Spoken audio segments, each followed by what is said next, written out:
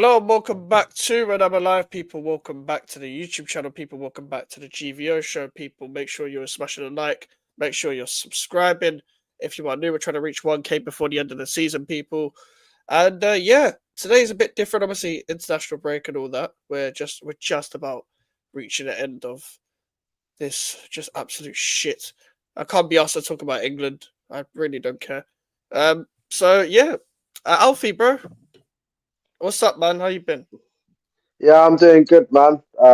Obviously, thank God the international break's over. But the only problem with that is the fact that I've got to watch Arsenal again. Yeah. Yeah, I hear that. Not for another week though. Fair, but still. Yeah, none of us in the FA Cup, so we gotta wait until another week for us to watch our clubs. But speaking of what like our clubs, today is a show of ranking every Premier League club season out of 10. The reason why I came up with this idea, I think I saw someone else do it. I don't actually. If I did steal that idea, I don't remember who I stole it from. But I just thought it would be good to something to talk about when a conversation will just flow and stuff like that. It'll be interesting to see because I probably should have done this as a show last week, but at the same time, fuck it, man. It's international break. We cook up content no matter how, no matter where, sort of thing. Big up to Charlie, big up Mini Mikes and Alfred Wet. See, we all get cooked on this channel, even myself. But yeah, big up to Charlie as always. But I need to get the table up. Obviously, Mr. Unprepared and all that. Let me get the table. Let me get the table. Yeah, Google actually. My Google Chrome actually works this time. But yeah, we're gonna do it from 20th to 1st. Obviously, it's gonna be relative to like their standards. We're both gonna give our opinion. Obviously, in the chat as well, get involved with your opinion of the club we are talking about, and put your thing out of 10 next to the club we're talking about, just in case that it becomes lost in translation with the conversation we're actually having. So this 1920. All right, that should be good. So bloody hell, Alfred, you left your white Arsenal shirt at a pub DL, the EDL pub at the weekend. So the pub DL, you know, pub DL, So, pub, pub DLC, bro. Uh, hey, Prime, tell me who's going to the Shard. Who is the reason why you're going to the Shard? I set you up, bruv, for them hat tricks, bruv. I don't want to hear it. hey, on the field and off the field stuff is separate. I just realised who the Men in Tight Bandits are. That's Nottingham Forest. I just realised who Charlie's talking about. Off at the back of cheaters should be relegated. Charlie, big. I rate the hating. Honestly, I rate the hating from Charlie. But listen, 20th place. Oh my days, let's get started, man. Southampton, Jesus Christ. They are on course to be potentially worse than Derby County. Alfie, you've been saying it could happen for a while. Um, they obviously sacked Russell Martin. Obviously, only won 2 games. One game in 2025 against Ipswich away, and the other game was at Everton at home um, against Sean Dyche's Everton. It was Sean Dyche's Everton at the time. So, right, that's Southampton have had a terrible season, and I tried to be different and say that if them and Ipswich would survive relegation, and I put Forest and Brentford there, which doesn't really age well right now. But with Southampton, at the same time, what did you expect with a manager with no experience? You've been promoted with the same centre backs that got you relegated in the first place. Your core of your squad is very young and very inexperienced, also very flimsy. No quality up front, but no quality in defence. Constantly trying to play 10-11 Barca, looking like fucking 10-11 West Ham. So I don't get it. I don't get them. And when I say, and it's actually perfect to call them 10-11 West Ham because, what's it called?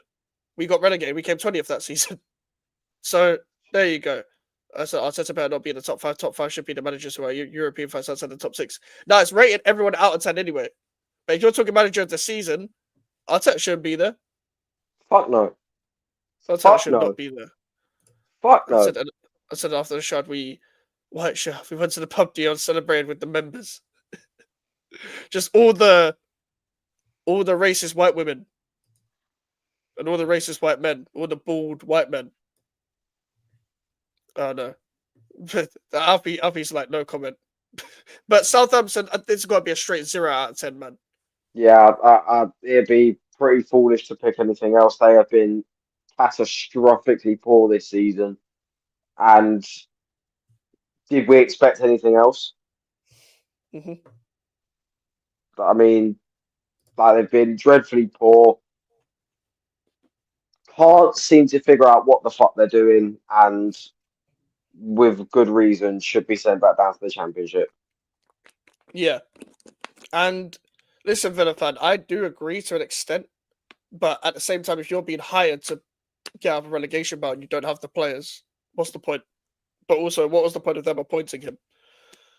There's no point trying to appoint a manager, trying to play it from the back, trying to play through teams when your job is to get out of relegation. I'm not saying that haram football is the way of life, but you got to monitor the situation that you're in, just depending on the circumstances of where you are in the Premier League or where you are in the league table in general.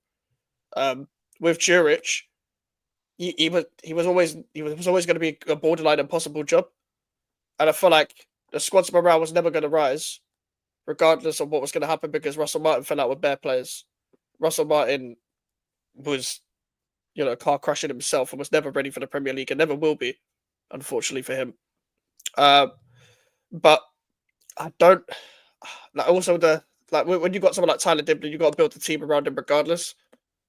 Not build the team around him, but you got to make him feel like he has the freedom of the pitch. When a young player's bursting onto the scene and you're in a relegation battle, all the hopes can't be on him, but he's probably going to play like one of your best players if he has the freedom to express himself. Selemani is one of their better players. He doesn't play him as much as he probably should as well. Onuachu is their best striker. Doesn't play him as much as he should. So there's still things he can improve, but regardless, they were going to get relegated. The likes of Bednarek and Stevens are still there. Like, they're still there. Stevens ain't bad on the ball or anything, but Bednarek is a car crash. Bednarek is a car crash of a defender. I don't know how he's still there. But they got no backing in January. They only signed one player. Plus, I think Jurich's appointment was too late and too panicked by because he's been there since January, which is too much pressure. I agree. I just don't see the point of appointing him. I don't think it's necessarily his fault. There's obviously things he could do better, but it's kind of an impossible job from them. Moving on, Leicester City, another promoted team on the same exact form as Southampton. They've only won 2 games in their last 18 or some shit, and that was against Tottenham and us when we had Lopetegui. That was Ruud van Nistelrooy's first game, and then they beat Tottenham. They've only won one. That's one home game and one away game. Yes, sacking Cooper was the right idea, but hiring Cooper in the first place was a terrible idea. So it kind of hindered your season. So for me, with Leicester, because I expect a lot more from them, I'm also going to give them a 0 out of 10. It's been completely horrible. Their defenders as well, horrific, especially Wout Fuzz. For Ruud van Nistelrooy as well, it was almost kind of a impossible job to come into with that squad. They've had a lot of injuries, yes, but their board don't ever prepare them for a good enough job to really get out of their situations, and they've completely fucked it ever since the FA Cup win, I'd almost argue, because even when they were in Europe, they still fucked up and they still finished 10th below their standard, and then complete car crash ever since. Their owners really need to be looked at. But 0 out of 10, man. They've had no chance of staying up in the first place. And for me, with Leicester City, going from Maresca to Cooper to then hiring Van Nistelrooy, there's no direction in that club. But I'm giving them a 0. Yes, it kind of feels they've been on that sort of path since they won the league. Yeah. Like this idea of bringing in managers, hoping they'll work, and then them not ending up working, or bringing them in too late. Yeah. And I think they're being made to pay the price for it. Yeah, I think they had something with Rodgers at first, but when Rodgers started to slip and started to show his cards a bit, when there was a bit of a divide, the players wanted to play a bit different to how the manager played, because the players were better on transition, but Rodgers obviously wants to play a bit more possession-based and stuff. When the divide came in between the players and the manager, I do think that they should have struck when the iron's hot almost. Any ambitious club would have got a manager that would have suited more towards the players. Like Kelechi Iheanacho, I remember when he went on that great run in lockdown, and then he never played when the new season started and persisted. Like, yes, Vardy's a great player, but Iheanacho deserved a lot more of a chance when they were doing a three in the back and a two up front.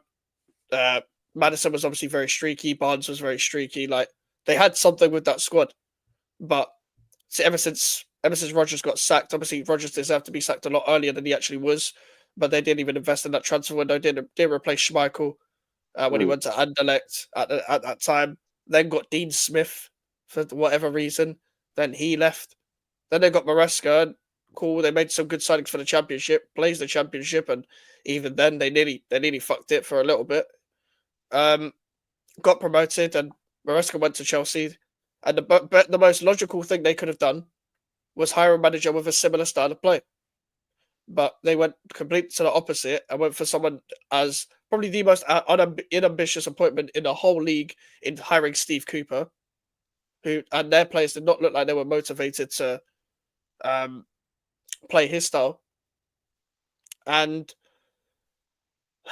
th- that's just a car crash of an appointment. They actually ended up wanting to play Maresca's style of football, even when Maresca left. They changed the style of play themselves. The players did it. So it's been fucking awful. But yeah, I've gone for zero. Um, David Moyes deserves some credit though. He's done more than Amorim inside 3 months now. Yes, he does. I do think he deserves credit for what he's doing right now. But it doesn't surprise me that he's doing well, given the fact that you're in the last season at Goodison, um, and you need a feel good factor. Like it makes sense. It makes sense. Leicester definitely needs studying on their massive fall off 9 years ago. They did the inevitable, got a last 16 UCL campaign, won the FA Cup, and lost all the better players, but Vardy. Yeah, I think to an extent they recruited well, and then they just completely dipped that. They didn't keep that same levels. Charlie said 1 out of 10. You started off with an X-Men type Bandits manager. Yeah. Roger Saki was really poor decision making though. They would have stayed up if he stayed. No, they wouldn't have. They wouldn't have. They were already gone a long time ago. They were 20th. They were 20th. I'm pretty sure they were 20th. But also, they were fucked when they sold Schmeichel. They were fucked when they sold Schmeichel. Like, don't get me wrong, Dean Smith was the wrong hiring, but it was the fact that they did sack Rogers earlier. But also, they didn't recruit a goalkeeper. Remember, Danny Ward cost them a lot. Because in that 22-23 season, no, yeah, you're right. They were 16th. They were 16th. I got confused with Southampton. But at the same time, I still think they would have got relegated just purely at the fact that Everton always found a way of staying up. And Nottingham Forest, it was their first season. Like, Nottingham Forest still had Cooper at the time where you could at least believe and have some form of spirit. Sacking Rodgers at that time was bad, but they should have sacked him a lot earlier. But the appointment of Dean Smith, that's just as uninspiring, as you obviously know, Villa fan, and as you made that point out to be. But for me, they were already kind of gone a long time ago because they didn't recruit. They couldn't spend any money as well. Yeah, I agree. Selling Schmeichel and using Danny Wood and Iverson, fuck them. Yeah, it was when they didn't replace Schmeichel, and I think it was that Tottenham game where they won like 5-3 or some shit, where they lost 5-3, where it was like, what the fuck are they doing? Because they could have won that game, funny enough. But Tottenham just had more quality on the day. Ipswich Town. Now, I think with Ipswich, I didn't expect them. I said they'd stay up just to be different. But you can see from early on that they were going down. I do think they recruited well to an extent, but I think they recruited well in preparation that they'll get promoted from the Championship next season because of all the players they've signed are some of the better Championship players. Like Jaden Philogene, even in January, obviously from Villa, funny enough, was one of the better players in the Championship last season. So was Jack Clark. So was Amari Hutchinson, who they made a permanent signing from Chelsea on the back of their loan last season. Some of the players they've already got were some of the better players in the Championship. I do think McKenna can do well for a mid-table side, but I just think with the players he has, he can't play his system. But I feel like they needed to adjust with, like, they just needed to play a lot deeper, a little bit at times, but also some of the centre backs they have, some of the goals they conceded are dreadful. Like, they do not have Premier League worthy centre backs, and if you have the right scouting team, you can recruit. But every season, every team that gets promoted needs to recruit centre backs in the championship from the Championship to the Premier League straight away because you need a solid defense at first. You can get away with having meaty strikers in a relegation battle because you don't need that many goals to survive, but you need to concede a lot less. I'm not saying everyone has to play defensive football, but have a defensive structure that your players can be suited towards and have the quality to actually apply that. Other than that, it doesn't work. Like Liam Delap has shown himself to be really good at times. I don't think he's ready for a big six club, but he's a promising player in the under 21s. Connor Chaplin, Connor Chaplin has been a wonder kid for years. He come off the bench, does all right. George Hurst, same. But a lot of these players, they get promoted with the club that they're already at. It doesn't really translate all the time. But what they did well, they didn't do what Burnley did is they didn't change the whole core of the team that got them promoted. They kept the core of the team. It's just some of the players they kept weren't good enough in the first place. I do actually rate most of their signings, and I rate the fact that they threw money at it whilst being somewhat sensible so they can still get promoted back. And I think they'll be back next season. But what they need to learn is to sign better defenders. And Muric, terrible goalkeeper. So they've had to resort to Alex Palmer and Christian Walton, who aren't bad keepers, but are Premier League keepers. We see that, don't get me wrong, Muric should have started over Trafford last season. But at the same time, he's not good enough for the Prem either. I do think I will give them a 3 just because I can't give you anything above a 3 out of 10 because you're going to get relegated. But at the same time, there was less expectation on you than there was a Leicester and Southampton. I have been saying for a long time they'll go down now. But it's just the fact that a lot of it has come down to fine margins and just genuine errors. And it's like little things that they could have done. They would have actually given Wolves a go a long time ago. But for me, I'd say a 3. I don't know what you think. Yeah, I'd probably go along the same lines. I think, yes, they have recruited well in terms of the players that they've got coming up from the Championship. But at the same time, it still seems to me that they're still playing with that naivety Mm-hmm.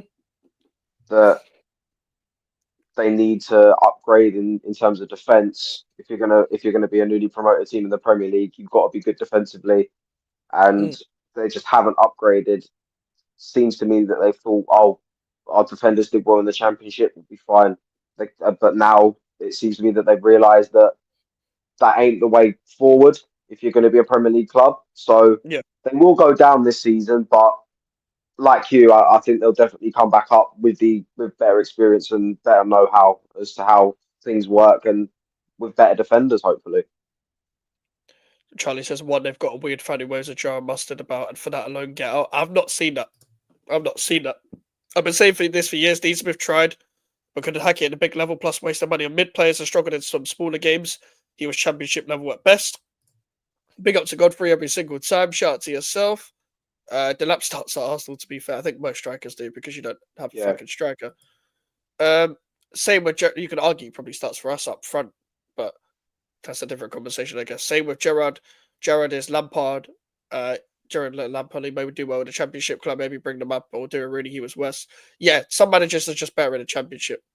I think Dean Smith's in MLS now. Gerrard should go to a Championship club and try and build his career back if he has any sort of brains. Lampard has shown he's a good Championship manager. Probably not a good Premier League manager. Yes, they are still young and probably could do better in their career, but we've seen with Lampard that he can't handle a big dressing room. If you listen to the stories of Jorginho, Rudiger, but even Decore at Everton, see how he was treated there. You see Lampard can't handle even mid-egos, let alone big egos. Wolves are a 3 for me. This new manager, they don't have it either. 1.5. All right, we'll get on to Wolves now. Wolves have disappointed themselves very much this season. They're very lucky that the bottom 3 aren't as bad as they are. For me, as Villa fan says, I don't actually rate their new manager, but their new manager is just, put it this way, Wolves are a bit like, whenever I used to refer to Tottenham a lot with the 2-year cycle, Wolves are a bit similar ever since Nuno has left.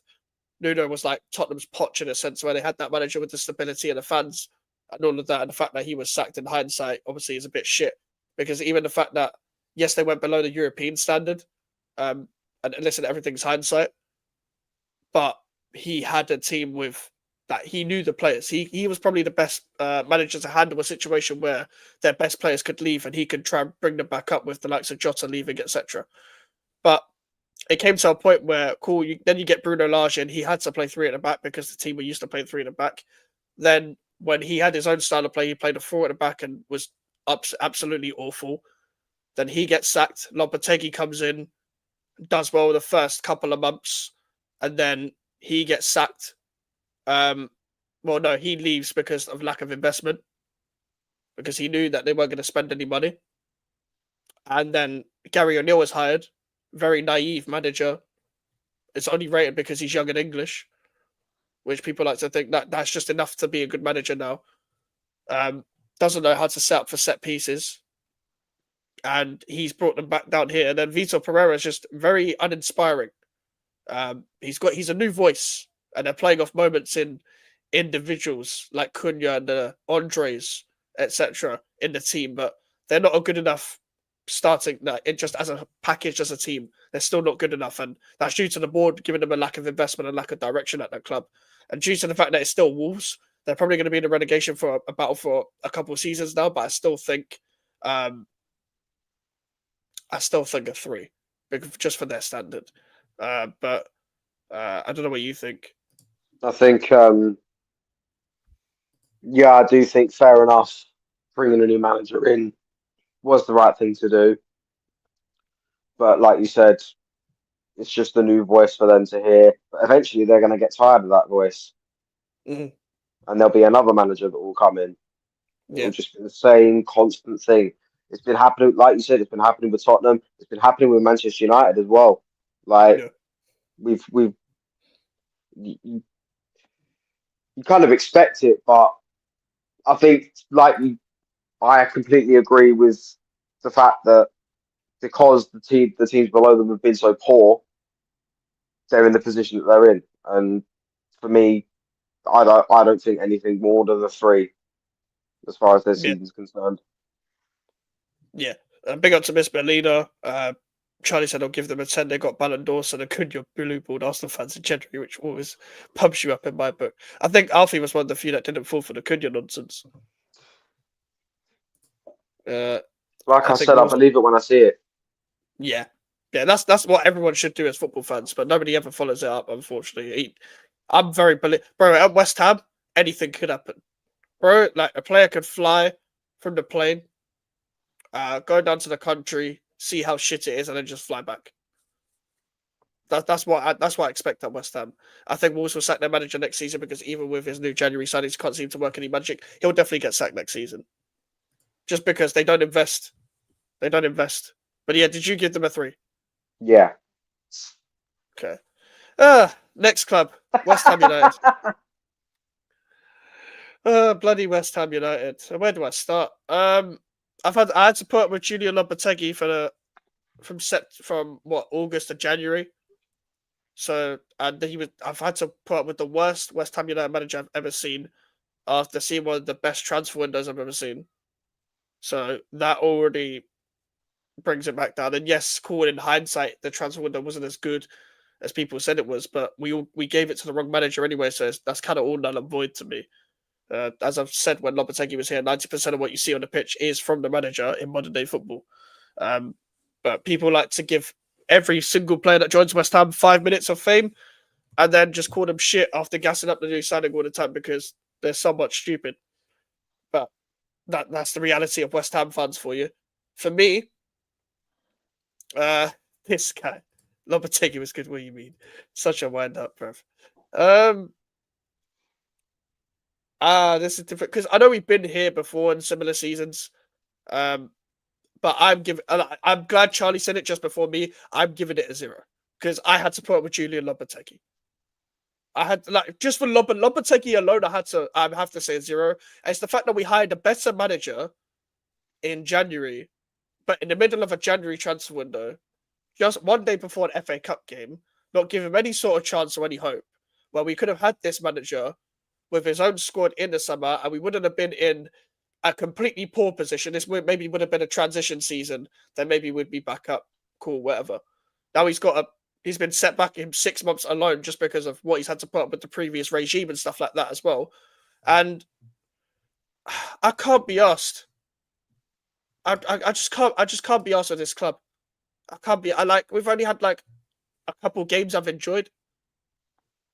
One of them was the Arsenal game, and I can't remember if I've enjoyed another one apart from Arsenal away. I've had a lot of games that I didn't enjoy. Arsenal at home, Liverpool at home, Crystal Palace at home. Yes, under Potter, but these are just games in general that just can't be us. And like I was enjoying Everton away the second half until they scored at the end. Like it's just been a difficult season. It's just been a difficult season for me. But I'm giving them a 0. I'm giving us a 0. I don't know about you, but I'm saying 0. I'm being quite generous towards West Ham. I think I'm not giving them anything less than a 1. I mean, Right. Yeah. because for me, yes, you completely fucked it with the manager signing in the summer. I feel like Lopetegui, yes, you always want to give manager time, but it just wasn't working. And the fact that your own players wanted to have a fight with him just simply tells how shit he was. But at the same time, you did bring in a manager who it does look to be in my opinion, I believe can push you in the right position. But at the same time, you should have gotten rid of the manager you cocked it with earlier. Yeah. West Ham can get a fucking 0 from me. Hired a terrorist. It took too long to sack the terrorist. The only thing that brings them back to 0 is I like the Potter hiring. Shit club, fraudulent owners. Couldn't put it better myself. Now, to be fair, I felt for Lopetegui, it wasn't the right job for him. He should go manage back at La Liga, maybe become Sevilla's manager again. I don't feel sorry for him because I feel sorry for my own eyesight, but I hear what you're saying. I think he should maybe go fucking Ukraine, bruv, and fight in a war. Maybe witness the greater part of life there. But I don't know where he should go back. Maybe he should fucking retire. I don't know, set up a YouTube channel, bruv. Do your combat stats nonsense. I don't care. Brady is a whore. Sullivan looked like the boy in striped pajamas. Hate the club, hate the fans, hate the stadium, fault the club. Melt down the cups and make a cutlery set. Shit houses. Yeah. Again, Charlie, I couldn't put it better myself. As I said on Lewis, the best thing about Karen Brady is her daughter. Sullivan, let me not speak before I get my channel absolutely terminated. Now that made me laugh at being generous. I'm not giving them anything less than a 1. Yeah, that was quite funny, to be fair. But yeah, 0. This has been... I've had a lot of unenjoyable seasons at West Ham. This just adds to the package. It's not worse or better than any other season. It's just West Ham. Like, I've had a lot of unenjoyable seasons, especially in the London Stadium. Because even at unenjoyable, like Upton Park days, you could just say, we have a nice stadium at least. But then now it's just, I've got to go to a bowl in Stratford and just try not kill myself watching the club.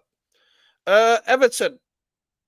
I think with Everton, it's been a very standard Everton season of the past few years. It's been good lately, but it doesn't really define the whole season. If I'm grading the whole season, I'd still give it like a 3. But that's because it's still Everton. In general, you expect them to be higher. Like for me, when it comes to Everton, I don't know, man. I feel like Moyes is doing a good job right now, but it's not going to be an easy transition as people think moving into the new stadium. I've been there. You've been there. Tottenham have been there. Like there's better teams that have been there. Like Leicester have been there. Like Coventry. Like there's so many teams that have moved to a new stadium, and it just doesn't hit in the first season because there's a settling in period that people don't understand. I would say Moyes is gonna need investment, but Moyes is actually better when he doesn't have investment. He's good at getting the best out of what he has. He's good at getting a best out of what he has, but just in general, when he has to identify players that he wants because he doesn't like a director of football, he identifies shit talents or talents that he can't coach, which has set us back a few years, which people don't like to talk about. But he's doing well right now with what he has because I always thought he could get something good out of Doucouré, something good out Beto, which he has. Because Doucouré is good at winning the second duels and trying to get on the back end of it. For me, I'm still giving him a 3. But they could have an okay season. Before you say anything, Alfie, Max Lucy will definitely work and look at Newcastle Crowdhouse atmosphere. Perfect. It's perfect if it gets them Europe. Yeah, but I'm just saying, moving into the next couple years, it's not going to be as easy as people think. There's a settling in period, bro. There's like fans will still be in discontent as much as they're all approving the new stadium. There's going to be fans that miss that old stadium. The atmosphere ain't going to hit straight. Well, it will hit straight away for the next few games, and then it'll go back to normal English atmosphere.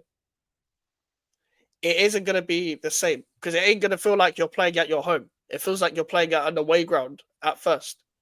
Even players that play for the clubs like have moved new stadiums to even say that themselves. Shout out to Rich Moneymakers. Everyone hit the likes and subscribe. It's free and it takes seconds. Make sure to smash the likes, people. Alfie, Everton season, man. I think, obviously, like we've said, the David Moyes appointment has given a bit more excitement to the club. Obviously, we expected them to have their typical, fighting relegation season, but at the same time, you kind of felt they were going to kind of sort something out with it being the last season at Goodison Park. Mm. Obviously, it didn't work under Dyche, so they brought in David Moyes, and it seemed to be working right now, as you said. But whether that's sustainable for an entire season, obviously, you'll need the investment. But on the opposite hand of that, you said that he does well without the investment. So I've mentioning Decore and Beto. I think he looks at Decore as if he's Marouane Fellaini, and Beto as what, Victor Anichebe or something. Like Louis Saha. Yeah, Louis Zaha. Yeah. Who's Iliman Ndiaye? Tim Cahill. Yeah, maybe, they're similar players. Iliman Ndiaye is like a half Pina, half Cahill. Yeah. He's not as skillful as Pina, but he's got some skill, and he's a bit like Tim Cahill with his tenacity. And who would Braithwaite be? What, is Tony Hibbert or something? No, Tony Hibbert was a right back, so he'd be like Sylvan Distan. And Tarkowski would be Jagielka. Okay, so in that case, Ashley Young is Tony Hibbert. Yeah, I guess. But what would you grade theirs out of 10? I'd probably say either a 3 or a 4. But I'd probably go lean towards 4. Yeah, fair enough. Tottenham. For me with Tottenham season, someone's triggered by my I didn't say he's better. I said he will score more goals next season. I didn't say he was better than Saka. I said he will score more goals next season. But I also said, can you name me something that Bowen can't do? Yes. Yesterday for England, he wasn't that good. Okay? He wasn't that good yesterday for England. That's not going to change my whole opinion. You guys go off one game. I go off seasons. I brought facts and talked about his longevity in seasons. You're going off one game. But anyway, I literally just answered your question. Okay. Listen, someone's wrestled by Bowen Saka video, but cool. It's all right, man. It's okay. It's okay. I'm sure Saka's going to watch. With Tottenham, I feel like it's a complete 0 for their standard because I've never seen Tottenham this bad. Even though we laugh at Tottenham, I've never seen Tottenham this bad. But I feel like we're so used to laughing at Tottenham that we haven't talked about it that much because it's Tottenham. We kind of expect Tottenham to do shit regardless anyway. But we never expect them to do this shit. Let's be real. 14th place. Ange Postecoglou might be a terrorist in himself. Just because this guy will play a player with his hamstrings hanging off week in, week out. Just so he can play his style of play with so-called the best players that he has right now, the Van de Ven and Ramirez and whatever. He's made them injury prone with the amount of running they have to do. He's the one that's only played Jed Spence because Udogie and Porro have put in disaster classes week in, week out. He's the one playing Archie Gray in centre-back. He's the one with the awful midfield. He's the one that says, I approve every player that comes to Tottenham Hotspur. So you've made yourself the face of the issue. You've made yourself the face of the issue. And with that attack, if those are your attackers and you think you can say, I win everything in my second season or whatever, listen, you're still in the Europa League, cool, but we all know you're not winning that. I think with Tottenham, yeah, it's a 0. It's a 0 because Levy is never going to change. Levy is never going to change. Until Tottenham consistently protest, you might have a chance of kicking him out. But 0 out of 10, man. What do you think, Alfie? I'll take any opportunities to shit on Tottenham. They have been dreadful this season, and obviously they were cursed at the beginning of the season when Ange said, "I win everything in my second season." Like you can't say that, and a club like Tottenham, who are known for doing shit like this, and Hmm. expect it not to capitulate. And now he's sat there fucking having arguments with fans, whether they're Tottenham fans or not. Yep. The geezer has lost the plot, and we saw it coming. Yeah. Argue with reporters and stuff. So where you graded it? Yeah, definitely a zero. Yeah, it's been fucking terrible. Ange is the problem along with Levy. Ange won't change his style, so he's been found out for a year. Won't fix the set piece and buys average players. It's true. It's true. Like Van de Ven was one of their better players, Yeah, and because the amount of running he has to do, the reliance on him is genuinely terrible. Terrible how much he's like played him and the amount of games he's played him and the way he brings players back from injuries and how stubborn he actually is it's awful, man. It's awful. When Bonus step up in the biggest moment, he's no idea. When second step up, as big as maybe he missed his penalty, they are not the same. 10 from Spurs, love to see it. uh, 10 out of 10 season. Joy is Tottenham ain't coming back anytime soon. So we don't have Tottenham to worry get about it. battered everywhere they go. Speaking of 0 out of 10, Manchester United. Um, I know they won their last game going into the international break, but it doesn't change fuck all. They have been Again, shy. when we've been talking about Tottenham not being this bad, I've never seen Man United this bad. Not because of obviously I know Charlie's going to about to say things about Amorim and this and I hear it, but even with Ten Hag, even with anyone, I've not seen Man United this bad ever, ever. And Man United have been bad, but they haven't been this bad. I feel like for me, it's going to take too long for them to come back to where they want to go as well. But every time we talk about them with a new manager, it's always like rebuild, redo the whole thing. But then when they do redo, when they try, they say they're going to redo the whole thing. They half do it, and then they fuck themselves again. So I don't even know what to say about Manchester United anymore. It's just their players aren't good enough. They overhype their players. They still prop their players up to the highest order, even when being 13th. Their fan base are fucking awful. Um, God knows if Amarim's going to be bored by the end of the season because I'll be honest, everyone's looking at his tactics. I'm looking at his hairline. That's the most entertaining part about it. I'm just trying to see where it goes by the end of the season because that shit is traveling. That is traveling. Um, what do you think? Well, I think it all kind of similar to the whole West Ham situation. It started at the beginning of the season. You kind of knew that this was going to happen. Obviously, fair enough. Ten Hag came into this season with an FA Cup under his belt. Mm, But regardless, they should have sacked him in the summer because it was clearly going in one direction, and that was downwards. yeah, And it's because true. they've done that, they've given Ten Hag more time when he didn't deserve more time. He fucked it up even more, and now Amarim's come in. He doesn't know what to do, so therefore he's sat on the touchline losing his hair because we obviously know how. I mean, I don't know what other people's opinions are of Amarim, but I think he's a very, very good coach. But he hasn't got the players. I do agree. I do agree with that. I think Amarim doesn't help himself. I think he could make better team selections. But I also think I put the blame more on their board. Yeah, And the reason why I say that is because I don't agree with Ten Hag not being sacked. I agree that Ten Hag should have been sacked in the summer. Because regardless of winning the FA Cup, it was a sinking ship anyway. So if you're going to yeah, hire a three at the back manager, which by the way, three at the back is a specialist formation, they do not have specialist players. You got to hire them in the summer. What did they expect? Like, first of all, what did Amarim expect himself to do in the middle of the season when I get it, you wanted to wait and you feel like, oh, this might be the only opportunity I could get to manage Manchester United. It's your own fault for taking a job. But it's also the board's own fault for hiring someone like that to play that style of play when you could have sacked Ten Hag a long time ago before that and hired him at the start of the season where you could have got his own pre-season and you could have, if you were really serious as a club, you could have seen who to kick out and who to keep. But Amarim's too loyal towards the Portuguese players. Yep. He plays Rasmus Højlund way too much. I don't agree with playing wingers as fullbacks thing, Villa fan, because he plays Dalot and Mazzarari at wingbacks more than he plays Diallo there. And when Diallo was cooking there, he then moved Mazzarari out as a right wingback and put Diallo in the 10, which didn't work.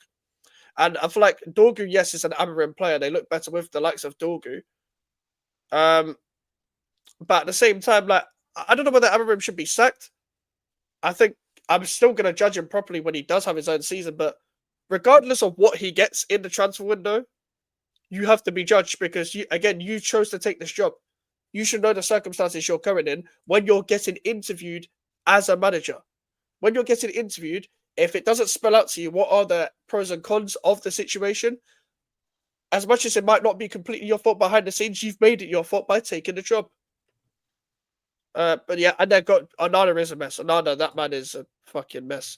10th United sacked the T lady. Got Jimmy Savile as the owner. Jesus Christ. Got Asmus up top and hired a shit manager, downgraded from Ten Hag. Wait, Amarim is balding, bro. Go look at his hairline before he got the job.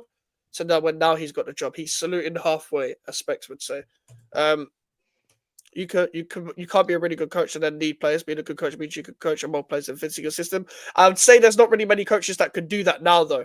I'll say these coaches are so one-dimensional in modern day football that there's not many coaches that are like of this era that can do that. They can only do that for like 6 months, and then regardless, they would need their own players despite having a patch. It's the same with like Glasner, for example. Glasner was good at getting the best out of what he had, and then when they had a transfer window, he's not as good as people thought he was. He's a good manager, but he's not as good as people thought he would be, including myself. I think Glasner's a better manager, but at the same time, I don't think many managers can do that because I think these managers are very one-dimensional. It's a very system-based game, and I think even more stubborn than what we were growing up on. Yeah. For me, Amarim should be sacked and the poor results continue. It may sound harsh, but you're not going to clear that whole team out. It stinks that it needs developing when you can't see to do it. But I don't think Ten Hag was doing that well either. But at the same time, I hear it. If you're Man United and you're serious, if you're really like, if you're Manchester United and your goal is cool, you fix the financial situation. Now it's time to sell all the players and sell someone to generate your piece and to get some players in. And you don't feel like Amarim's the guy, then cool, sack him. And then there was no point of signing Dorgu, for example, who is a wing-back player for Amarim's system. So I don't think they're personally going to sack him. Should they? I mean, you can't really say, like, if he does get sacked, nobody can really say, oh, it's harsh, really. But at the same time, there was no point of hiring him in the first. Put it this way, you keeping him and he does just as shit next season, owner's fault. You sack him now and nothing changes, owner's fault. Simple. He's a fraud manager with a fraud style of play, backfire match, and kept up all in all 10 out of 10. They should have got an Allegri or a Stuttgart manager over his limit. I don't think Allegri in 2025 is it, but I think he's just a big name now. I'll be real. Any manager that's managing Juventus now in 2025, I can't lie, ain't it? But the Stuttgart manager, I hear you, the Hoynes guy, because he at least plays a similar formation. The players would have translated it to it a lot better, and it would have been easier to get his players in because he just needs players of similar molds that actually can kick a ball. Ten Hag won trophies with it though. With the 22-23 season, kind of ignore they had Fred McTominay, Dalot balling. I wouldn't say balling. I know what you're saying. Fred was playing well. Dalot was playing well. McTominay was getting goals. So I do hear you, but that was also 2 years ago. Even though they did win trophies with it, even that wasn't good enough. They just got. It's because this is so bad now that doesn't make Ten Hag good enough. But this is just worse right now because they just spiral out of control. Rashford was playing well in patches like he always does. Even though Rashford scored a lot of goals in that season, there was a big gap between him scoring his next goal. So he will like score bare goals in like a certain part of the season, then will miss 10 games without scoring again. Like he didn't really get the best out of Rashford. Rashford was just doing what Rashford does. Appears it every 2 seasons. And we ain't seen a consistent player since. So he wasn't good enough either, but this ain't good enough what we're seeing right now with Amarim. So I hear what people are saying. 12th, Crystal Palace. Crystal Palace are always 12th or 13th. So for them, they're probably jizzing themselves right now. I can't lie. They probably love this season because they're always here. They had a terrible start to the season. It took a long time since they won their first game, and then they beat Tottenham because everyone gets their first win against them. And then since Boxing Day, they've actually been top, like in terms of form. I think they've won the most games since Boxing Day. They're on good form right now. Obviously, Mateta's got into his purple patch. They're in an FA Cup quarterfinals as well. So I don't like the club. If I'm rating them how much I like them, I'd say 0 as well. But I still feel like this is just their normal season. So I'd say a 5 just because it's a very normal Crystal Palace season. It's never going to get better than this for Palace. They always finish 13th every season, so 12th is like they've just won the league. So yeah. I think I'm still in shock how we finished them. How much did they pay for Nketiah? Like 30 million. How did we finesse them for 30 million for Nketiah? Honestly, I don't know. He doesn't even start. and the fact it's only now that he recently scored. Yeah. But yeah, I definitely agree that 5, simply because it's your typical Palace season, whether they get 12th or 13th, you just expect it to happen. But you know, they'll Palace fans will be happy right now. Yeah. 12th, mate. They're that. Well, we're not the lowest finishing London team. Nothing against Rashford, but I don't want to keep him on a permanent because of that. I don't like players who turn up when they want, and I do feel for him because he had difficult moments. I hear you. I don't really feel for him because it's up to him to apply himself, but I don't think you should sign him on a permanent because I feel like you can do better. 0 hate them, hate their fans, fuck them. Only team with less European heritage than us. They've got less heritage in general than any. As I said before, that they're on the same size as Dagenham and Redbridge. As I said before, I've said this many times. But yeah, like enjoy your 12th, I guess. I know we're 16th, but I'm not exactly envious of Palace. 11th, Brentford. Again, like Brentford, sometimes maybe good, sometimes maybe shit. Have good individuals. Still suffering with injuries from years ago, but they don't invest, so it's kind of their fault. Obviously, they signed Thiago just so he got injured like straight away. He was meant to be their like replacement for Tony, and he got injured. And Mbeumo and Moise have had good seasons. Keane Lewis-Potter's had a good season playing out of position. They need to recruit more if they actually want to have a serious European charge in the future. If they care about that stuff, I think Frank is getting the best on what he has right now, but at the same time, it can only be so much to a point where you can get the best out of these players specifically before it all goes down to shit and you get relegated. You're kind of lucky that you're in a situation now in the Premier League where the gap between the Championship and the Premier League is so big that they don't really have to worry about that. But I'm gonna say a 5 just because you're 11th. Like, what the fuck do I say? Yeah, I think it's middle of the league. You're not going down, you're not going up. It's a fairly average season as far as Brentford are concerned. Obviously, they will need to strengthen if they want to push for Europe, which, by the looks of things, is what they want to do.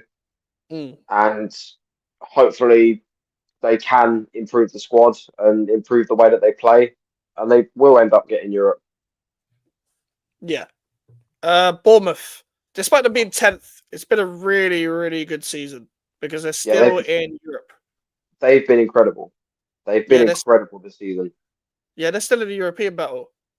And I know they haven't been in the greatest form as of lately, but for me, they'll be back in no time. Like the fact that Iraola got the best out of them when they had so much injuries, they had to play like a winger, right, like completely out of position, and a centre-mid at right back, and they had like 11 injuries and were still like popping Newcastle off the park at St James's Park. Not many teams say they can do that.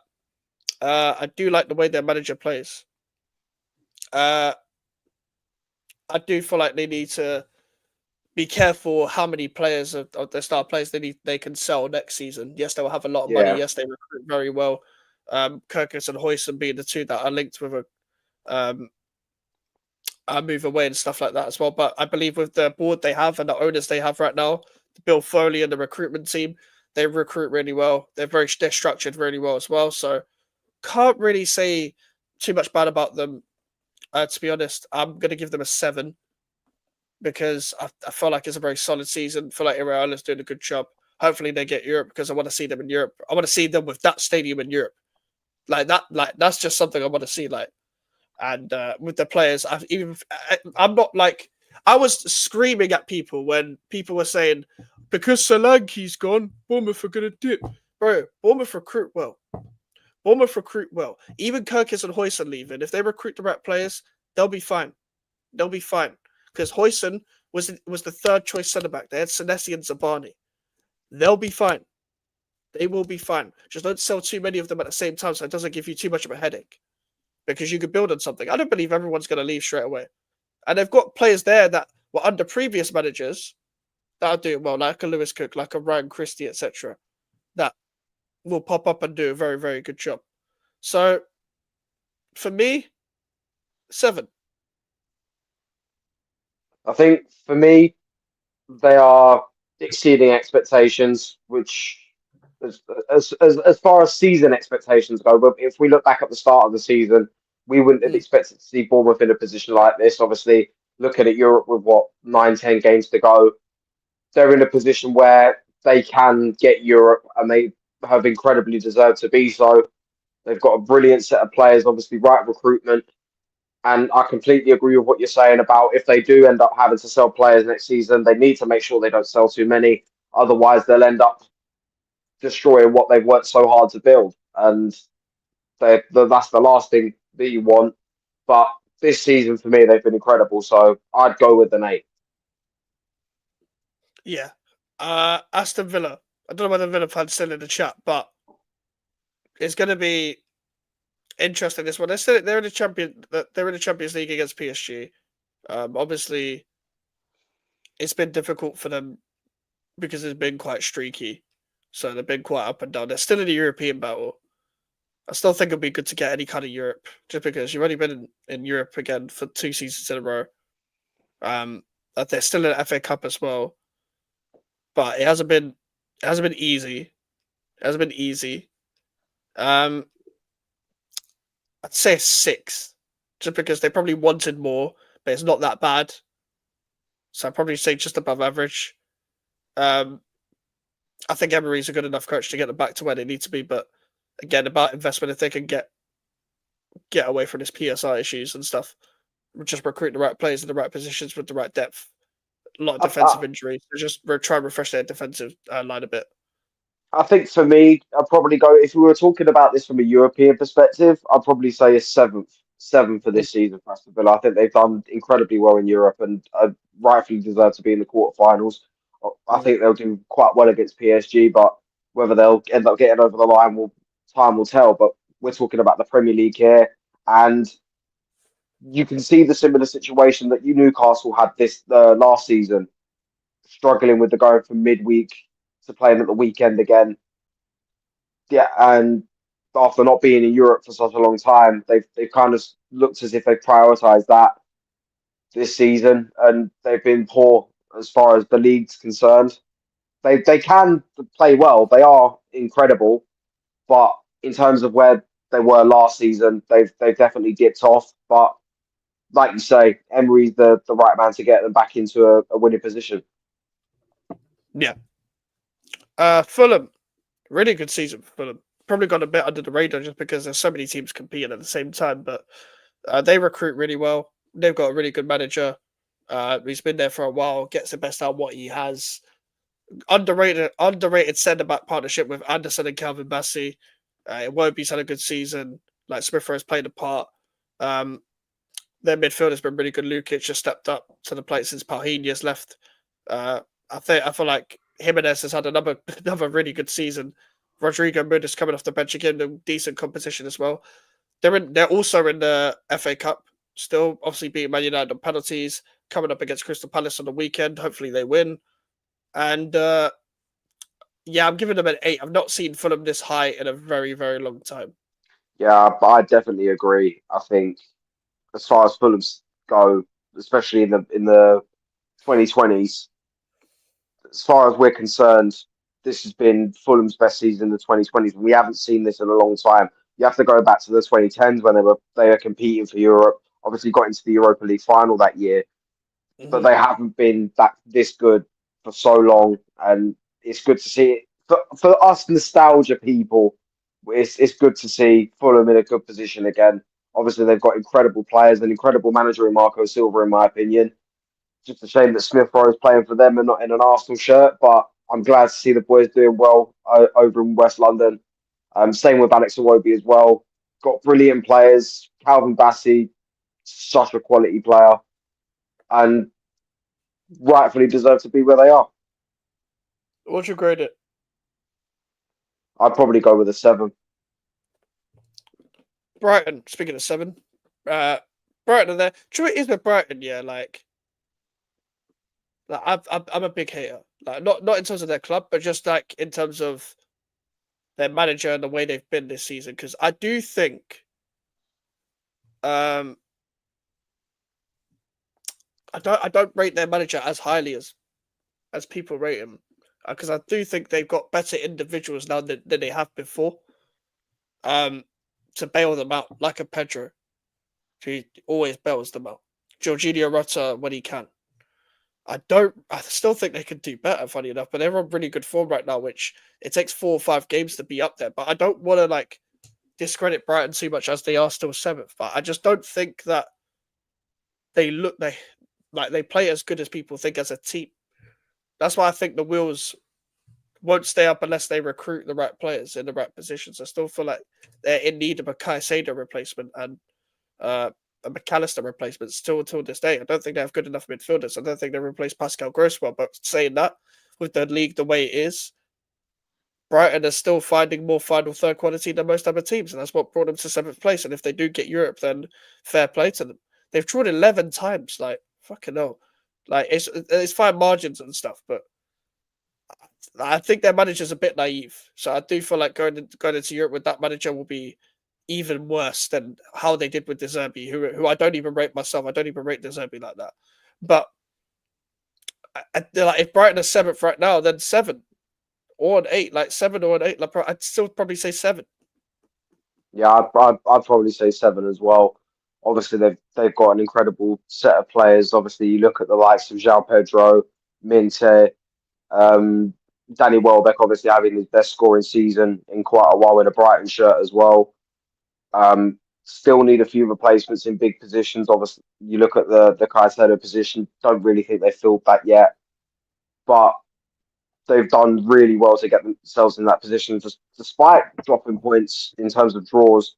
How many times? 11? Yeah. 11 draws, and they're. I don't want to discredit what they've done, but it does kind of. I don't want. I don't want to discredit what any of these teams have done, but it kind of just goes to show how shit the league has been this season. Yeah. Like you look like who really expected to see teams like this fighting for Europe? Obviously, United and Tottenham to dip off in the way that they have. City to have a poor season relatively. Forest to be in Champions League contention. Like who saw this coming? But as far as Brighton are concerned, I'd say a 7. And if they do get Europe, fair play to them. True, it is. You raised a thing that I just remembered. Yeah, I don't think the big six have finished in all the 6 positions since the 18-19 season. Because That Leicester is very finished true, I think. because Leicester finished in Europe a few seasons after that. We finished in Europe a few seasons after that. Like there's been teams that have broken. Like there's always someone that like does shit, but then it's been two teams that have completely dropped out. There's been one team have completely dropped off. That we'll get on to soon. Like I don't. Yeah, this league's a bit weird. This table. Sixth place is Newcastle. Now, in terms of their season, they're having a 10 out of 10 because they've won the trophy. They've broken their trophy drought. If we're going purely off, because I've included, like, I've talked about Europe before and FA Cup, so I've got to include the Carabao Cup in this as well. So I'm going to say a 10 for the Carabao Cup. Like, they've not looked convincing in the league. that much, but it kind of doesn't matter because they're still in Europe, like in European places. They're still like competing for Europe. Like for me, they still look like they're underinvested as a squad. But they've won a trophy. I want them to keep it up, though. I like Newcastle. I want them to keep it up.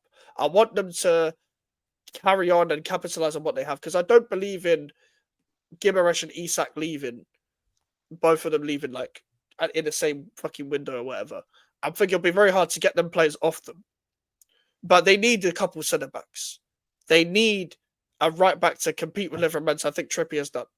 They need a left back to compete with Lewis Hall. I think. I don't think they have another left back. They played Livermore then when Lewis Hall's injured, which he is now. They've got good midfield options apart from Longstaff. Like Elliot Anderson, he's doing well for Forest. He could have played a part for them in Newcastle. They need a right winger, and they need a striker to compete with Isak. Some would say they even need a goalkeeper. But I would say they're only 3 players away from being a consistent, like 3 starters away from being a consistent European team guaranteed year in, year out. And to win that trophy for them, the way they played Liverpool off the park, class. 10 out of 10. So, regardless of where they finish, as long as they finish in Europe, it'll be calm. But they've won a trophy. Their fans are not going to forget this season. It'll be the best season that their fans have seen in a while. Yeah. And that proves, by the way, the whole myth of top 4 trophy nonsense. Because they will take this season over the top 4 season. Any day. And just to answer Villa fans' question, what did you give Villa? I gave Villa a 6. Just because you guys probably still are a bit disappointed and maybe with the lead position, but I don't think it's that bad. I just don't think it's that. I don't think it's that bad. I just think you guys are just getting used to the Champions League, Premier League dynamic. But you're still in the Champions League. You're still in the FA Cup. Maybe you can win a trophy this season. You never know. That's why I said. And Alfie said 7.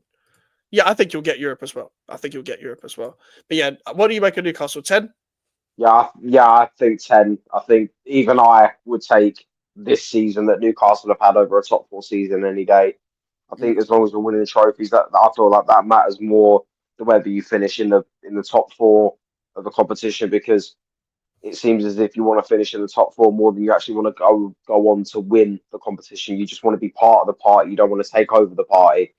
Mm-hmm. But as far as Newcastle are concerned, they've been brilliant this season. Some would also say that they need to probably look at a replacement for Isak, because there are going to be a lot of clubs sniffing around for him, which is going to be understandable. He's had a brilliant season as far as goals are concerned.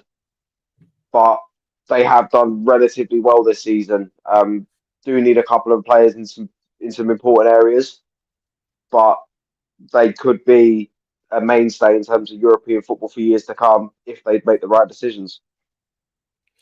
Yeah. Now, this is going to be interesting. Manchester City were in 5th. Never thought did I think that at the start of the season. For their standards, if I'm graded by them, it's probably a fucking 0, because they could get knocked out by Bournemouth. But they probably won't. But they could get knocked out by Bournemouth in the fucking FA Cup, and then they'll go trophyless. It's on the cards. If they go trophyless, it's definitely a 0 out of 10. Right now, yeah, I'm gonna say like a 3. Like it's gonna be low regard. Nobody expected them to finish 5th, like to be in 5th right now. They're in a top 4 race, and nobody expected that.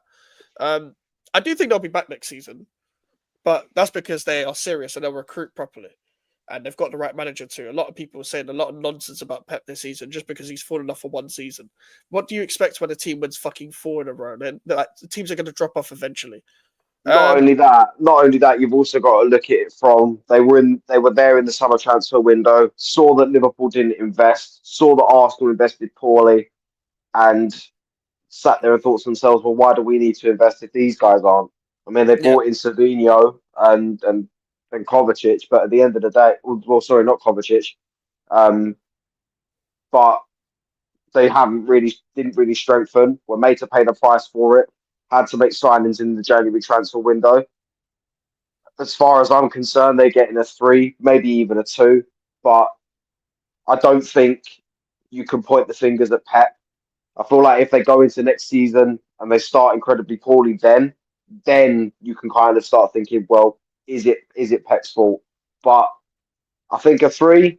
But if they get knocked out at the weekend, I think it's a 0. To go trophyless after winning 4 in a row, that just doesn't make sense. Yeah, they signed Savinho and Savio. Fuck you. But I think it'll be a 0 if they as you said, 0 Yeah. if they don't win anything. I think with City, like they're the only club that have got that ownership where they're like, okay, one season, yeah, all right, we'll be back next season. We're gonna sign everyone in all the positions we need. They need to refresh that midfield. That midfield's lacking energy and physicality because that's when teams have been more prone to actually start playing against them a bit more on the front And foot. you've really seen that without Rodri this season. It seems as if he's the engine, and without Yeah, him, the entire midfield falls apart. Obviously, De Bruyne is not the player that he used to be. That's granted. He is getting on in years. Saudi is calling, I think, for him, in my opinion, maybe even the MLS. But he does every now and again bring out that little key moment, that little flick of a switch, and he brings on prime De Bruyne up. But at the same time, that midfield does need investment. They need to build for the years to come. Obviously, they have started playing that Josh McAtee, quite a bit of quality as far as he's concerned. But James. James McAtee, sorry. But they do need to make investment if they are going to come back and mount a serious title challenge next season. Yeah, and like Gundogan's fallen off, Bernardo Silva's fallen off, all the defenders are injury prone.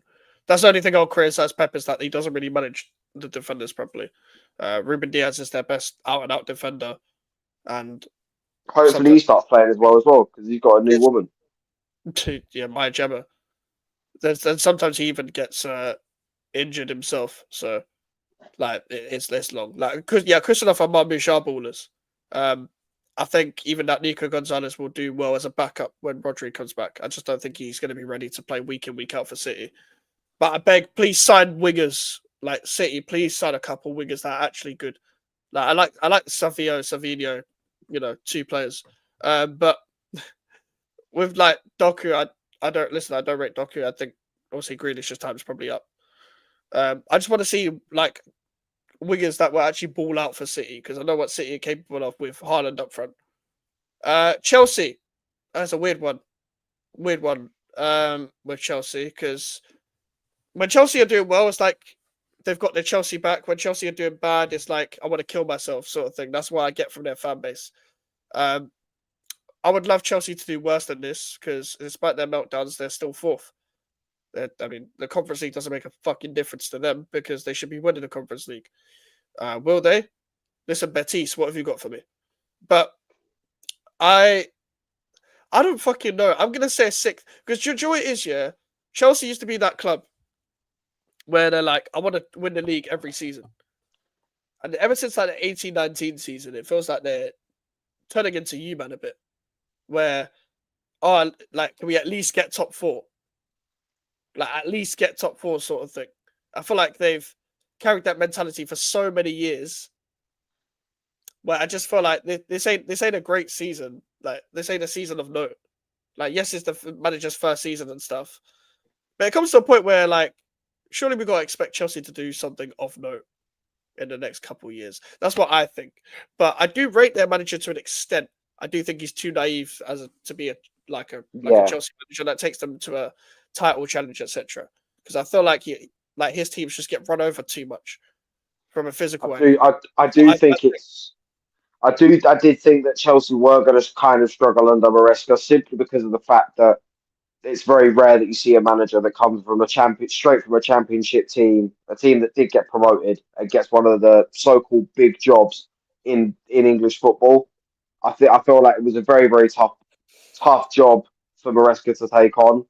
Yes, it has worked on certain occasions and they have done well, but at the same time, they still have their frailties. They still need to improve in certain areas.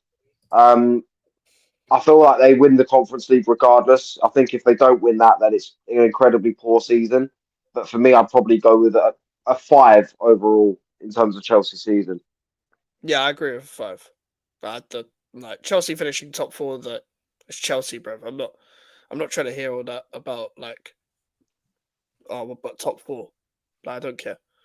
You're meant to be big. Don't tell me about big Chelsea and heritage and all that. Then say that you're happy with top four. I don't, like I know like this season, cool, but Like just in general, when can we expect something from you? Nottingham Forest. It's been an amazing 10, season. 10, It's an amazing season for Nottingham Forest. I 10. think nobody expected them to finish third. I think like the Nuno's done an amazing job. Morgan Gibbs White, Ola Aina, Hudson Odoi, Alanga, Chris Alanga, Wood, like Elliot Murillo. Anderson, yeah, Murillo Milinkovic, like they've been amazing, man. They haven't even really had a settled back four like that because there are only three of them play regularly. There's no fourth player. Matt Sells has had a great season as well. Charlie, this guy. But yeah, Charlie, I said, hear me out. Charlie, you're gonna have to fight a case. You're gonna have to go full lawyer mode to fight a case for fucking Forest, man. But yeah, I'm gonna go. I can't say 10 because they ain't won anything, but nobody expected them to be there, so I'm gonna go 8 because I Yeah, think it's been I think amazing. eight's fair. I think eight's fair as far as they're concerned. Obviously, for them going from what is this their third season in the Premier League now, so Mm, they've yeah, done incredibly well to go from just rejoining the Premier League after a long time away to now being in a position where you're fighting for Europe in such a short space of time is incredible, and hopefully they can keep that up. yeah, yeah. I hope they do. I hope they carry it on. I hope this isn't just a one-off. Hey, Charlie, bro. Found guilty of being cheese and getting glazed. Bro, I can't lie. You're fighting a losing battle, bro. You're fighting a losing battle. But speaking of a losing battle, Arsenal. I'm going to let you start. Sure, club. I'm going for Elaborate. simply because we've had a poor season. As far as our standards go, we have been incredibly poor. And there's only one man to blame, in my opinion. In fact, there's multiple people to blame. I think you look at Arteta, he's been incredibly poor this season, not made the right decisions, made decisions Mm, too late. I mean, one of the main decisions that sticks out to me this season is the fact that he brought on a substitute, didn't bring on his first substitute of the game against Aston Villa when we were 2-0 up and bottled a 2-0 lead. Didn't bring on his first sub until the 80th minute. And even that was for Raheem Sterling. Our transfer business this season has been atrocious. We had a poor mm. window in the summer, spent fuck all in January, and now we're being made to pay the price. We've got players out injured. We've got a massive player in terms of Bukayo Saka out with a very very serious injury Yeah. early on in his career. And did we expect anything less? No, because Arteta has this tendency to play players when they're not fully fit, rush them back, and it's just going to be the same cycle again if we're not careful. So for me, I'd go with a 4. I don't know whether you'd go lower, but 4 for me. But that's simply because of the position we're in. But even then, you look at that and you say, we're only there because the league's been shit. Yeah, I think I agree with what you said. Um, 12 points off the top when Man City drop off. You're meant to be the next guys up. Liverpool are there instead. I'd give it a 3. You can't finish second 3 times in a row and it'd be 2 different title winners. No investment in January. Phantom bid for Ollie Watkins. That was obviously never true because that was like an old West Ham trick. Um, well, like Charlie. Um, I feel like with Arteta, all he does is he just tinkers too much, or he doesn't tinker enough, and then when he struggles, he plays a bunch of kids to bail him out to bring the fans back on side because fans are emotional about children. Arsenal fans are a bunch of paedophiles. Um, so yeah, I think 3. But yeah, Arsenal. But Liverpool first. Um, Liverpool going to win the league. Congrats, Liverpool, on winning the league. Um, it could have been a better season. Yes, nobody expected them to win maybe nobody nobody expected them to win a trophy in general. Um, this season. I don't know under slot because I know a lot of people said they finish outside the top 4. But at the same time, it could have been a better season. I'd still give them an 8 because you still won the league. Yeah, I think They've done so badly and getting up to Plymouth in the FA Cup, the way they played against PSG, and also the fucking Carabao Cup, the way they played in that, how complacent they played.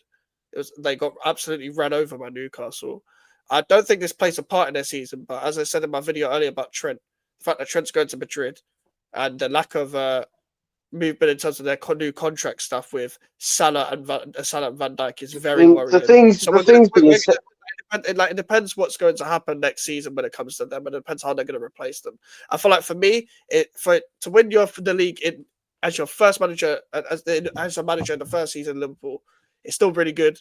It could have been much better. I feel like we're going to see the real Arne Slot and what he's really like next season. I still feel like he's a really good manager, though. I think a lot of that is down to the fact that they kind of had a ready-made squad in terms of knowing what it's like to win the league. Obviously, having the players that were there when they won the league in 2020. I feel like that's helped Arne Slot a lot in the reason where they are this season. But at the same time, I still think they could have done a lot better in the competitions. They played against PSG very poorly. Obviously, what happened in the Carabao Cup final against Newcastle, got beaten by Plymouth. Even if you look at the League Cup semi-final, they went into the second leg having to come back from a deficit. Yes, it was only 1-0 against Spurs, and you kind of expected them to come back anyway. But they did put themselves in that position in the first place.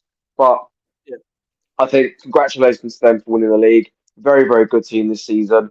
And like you say, we will see the real Arne Slot next season. So I'd probably give them an 8 in my opinion. Yeah, and that's the end of that.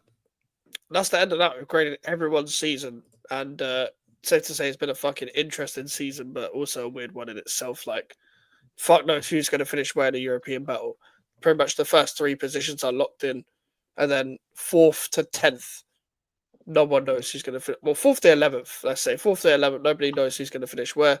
And relegation battle, we all know the 3 teams that get relegated. So but that's how dead the Premier League season's been. It's just the fact that we're looking at 4th to 11th for anything sort of interesting in terms of any form of competition. So, yeah. But listen, people, hopefully you enjoyed that. Alfie's link is in the title. Alfie, where can they find you and what you got coming up? Well, right now, as of today, I brought out my match review of England versus Latvia yesterday, and also my review for those who watch F1 out there. Brought out my review of the Chinese Grand Prix. Did explain why they've been delayed, but won't go too much into that. But as far as what I've got coming up, obviously nothing on my channel until I'll try and find something to do in the spare time between the next match preview. But I'm sure I can come up with something. But where you can find me is at @AlphaD_YT, as you can see right here on Instagram, Twitter, and TikTok. Just hit 1,000 followers today on TikTok as well, so I'm feeling quite happy with that. Nice. Hopefully we can get bigger and better objectives and targets this year. 2025, it's all about progress. Yeah, people, go and subscribe to Alfie. We're trying to get him to 500 subscribers before the end of the year. And yeah, people, you're going to probably see more uploads from me. The lines have fallen off completely. So I feel like I'm going to just have to rebuild with the uploads. But people seem to be liking uploads because that's how we've been gaining subs. There's been about 20 of you have subbed over the past fucking week. Yeah, I see a lot of people have enjoyed the drafts as well. Yeah, people have enjoyed the drafts. There's going to be more drafts coming up. 28 subs in the past week. That's the highest I've had in the week span. Based off me just doing my own content. So I appreciate the support as of recently, but those have come more from uploads. So depending on whether people want the lives or not, they might not happen as much, but the uploads are going to happen every day. I'm going to be uploading every single day. I always try to upload and stream every day and try and stay in the algorithm, but it's very, very hard when there's a lack of interest there. So what I'm going to do is I'm going to try and stick some more uploads as of recently, because unless you guys want to see a particular idea live and there's a lot of interest in it, I'm probably not going to do it. So that's the way it's going to go for now. But I'm going to have to rebuild the audience back up. But at the same time, people, trying to reach 1K subscribers before the end of the season. Whether we can do that or not, if we do that, it'll be a massive achievement because of the way we grow. Nearly on 150 away from 1K, which is mad in itself. And when we do hit 1K, I've got a lot of plans. I've got 3 or 4 special things I'm gonna do. I feel like someone has just raided the channel because the fucking numbers are gone up. Unless people just start clicking on that, I'm not too sure, but I'm gonna check anyway regardless. No, nobody's raided the channel. I don't know why the views have gone up, but listen, people, we are going to end it there. This has been the highest peak of the channel, and I'm going to have to end the stream peak. But listen, people, make sure to leave a like on the video, subscribe if you're new. Social medias are in the description. If you want to follow me, the email for the inquiries. I'll see you guys later. Take care and peace.